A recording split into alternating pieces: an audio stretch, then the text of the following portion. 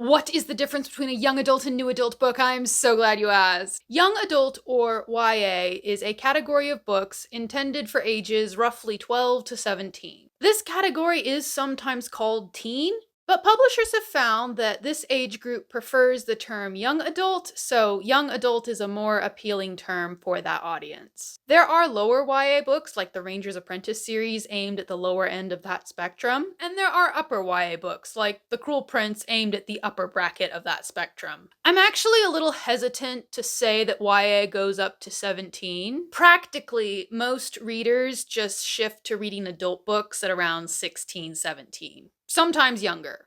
So most YA books are going to be more targeted to 16 and under, just because that is the bigger market. Teens usually prefer to read about characters a few years older than them, so a 12-year-old will want to read about a 14-year-old, and a 14-year-old will want to read about a 16-year-old, and so on. That being said, YA is much less about the characters' ages and more about the intended audience. So like, a Game of Thrones has characters in their early and mid-teens, but nobody in their right mind is going to put that in the YA section. Conversely, Madeline L'Engle's Time Quintet has a lot of adult protagonists, but that series is still lower YA. YA is intended for readers in the 12 to 16 age range, but anybody of any age can read and enjoy YA.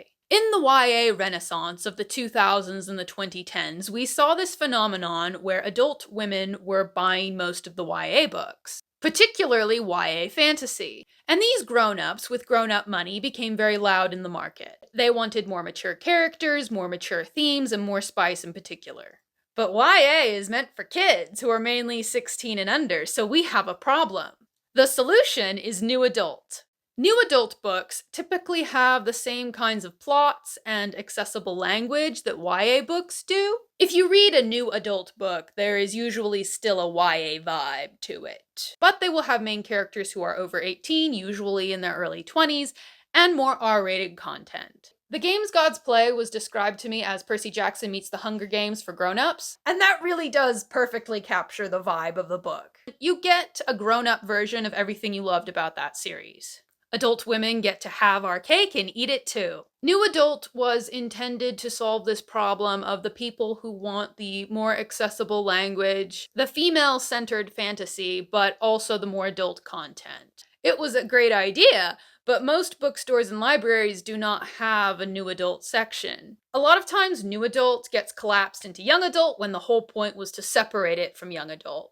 A lot of these new adult books keep ending up in the YA sections of bookstores and libraries where they were just never meant to be. I think I've been to 1 or 2 bookstores that had a new adult section, but it's not very common and most readers haven't heard of new adult. The term new adult was first adopted by St. Martin's Press in 2009. I first heard of new adult in the early 2010s. Then I didn't hear about it for years. Now, Red Tower, which also publishes Fourth Wing, calls themselves a new adult publisher. So I guess they're trying to bring the term back, but like I said, a lot of people still aren't familiar with it, so they assume that new adult must be another word for young adult. New adult typically has a young adult vibe, but it has adult content. At the end of the day, young adult is still intended for teenagers, and new adult is intended for adults.